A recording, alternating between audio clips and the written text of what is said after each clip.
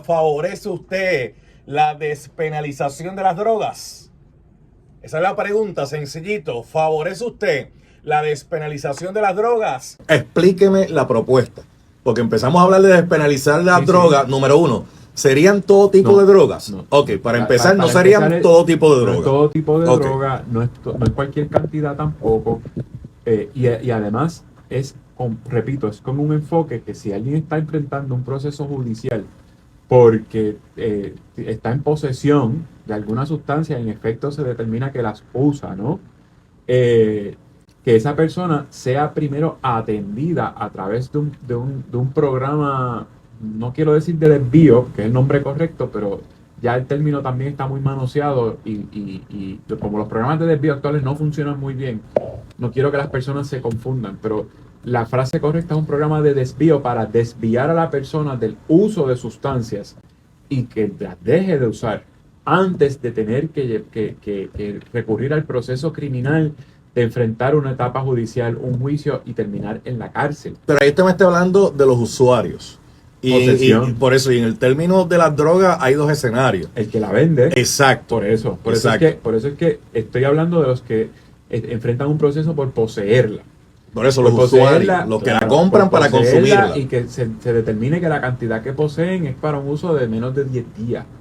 Esos son los que hay que flexibilizar el trato criminal que se les da para poder ayudarlos a que dejen de usar drogas.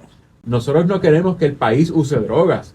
Nosotros queremos que las personas dejen de usar drogas. Que la guerra contra las drogas que se declaró hace como 30 años, desde la administración de Pedro Rosselló, es una guerra que se perdió.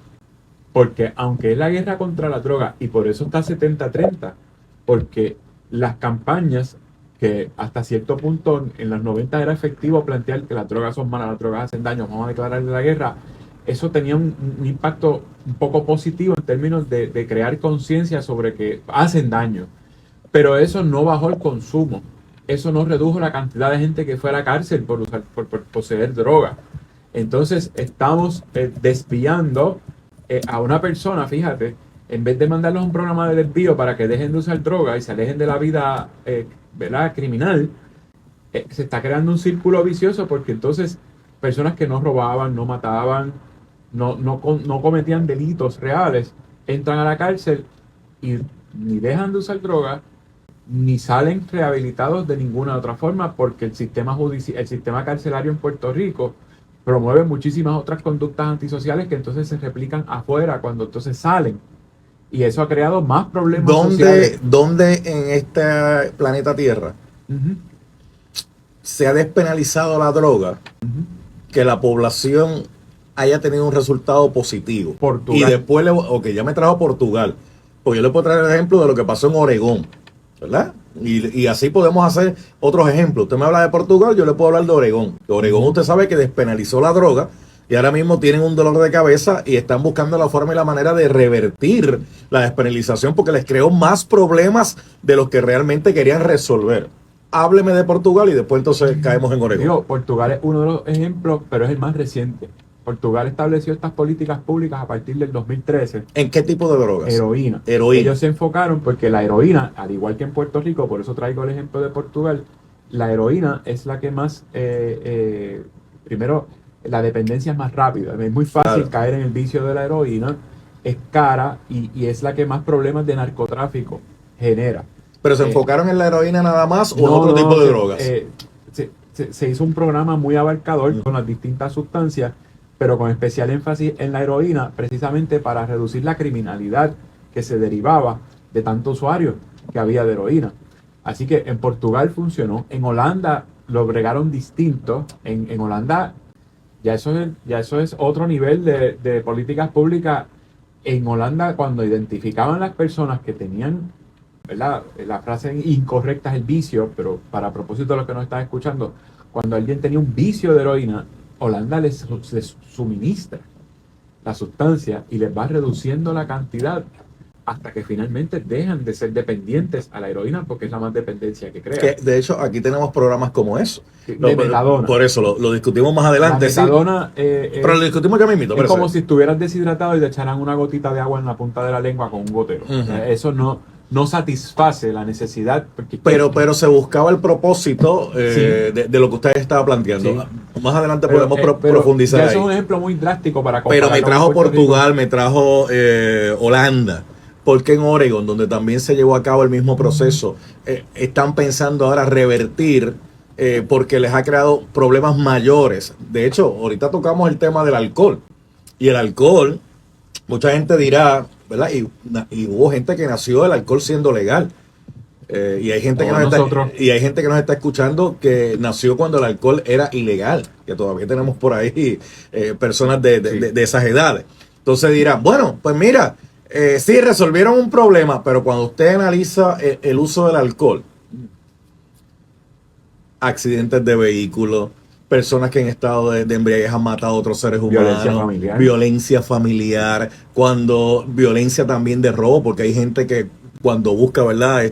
Darse a la gente, si no tiene, va a buscar el asunto de ir pidiendo. Cuando usted analiza todas esas cosas, el gasto en salud que se lleva a cabo, también, y usted lo pone en la balanza, ¿realmente se resolvió un problema? ¿O aquí lo que se buscó fue que el fisco tuviera más chavo y bregamos después como...? No, Falú, porque acuérdate cuando el alcohol era ilegal, la mafia era muy, o sea, eran unas batallas muy sangrientas. Qué bueno que me trajo eso. Porque, Al Capone. Claro, y qué bueno que me trajo eso, porque ahora vamos a la próxima pregunta. Porque cuando se legalizó el alcohol, la mafia no dejó de existir. La mafia siguió estando ahí. Es como cuando nos decían a nosotros, zombie, cuando tú ibas donde el señor aquel de la guayabera que tenía aquí en un bolsillo y usaba un gojito, ¿qué era lo que tú jugabas con él? Que se me escapa el nombre del juego, ¿qué? La bolita. Diablo, tú estás en toda, mi hermano. Yo lo dije también. Sí, pero lo que pasa es que la semana pasada hablé de un juego y me los topo. Este está en todas. Las dos son ilegales. Ah. Las dos son ilegales. ¿Y qué hizo el gobierno? Legalizó el juego, ¿verdad? Pero no eliminó la bolita. No. Porque hay gente vendiendo bolitas allá. Lo único que hicieron fue que ahora el ilegal te paga más que el legal. Pero la bolita no desapareció. El Estado lo que hizo fue decir, oye, hay una actividad ilegal que está dejando chavos y nosotros no estamos cogiendo nada. Vamos a buscar la forma y la manera de nosotros hacerlo legal y nosotros coger los chavos, pero no eliminó la bolita. Pero eso no... ¿Y sabes por qué le traigo eso?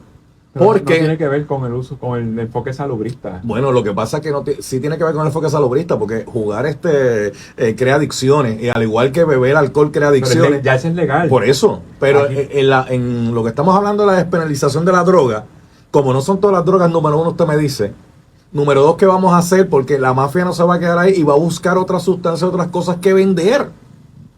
Pero es que actualmente es así, Falú.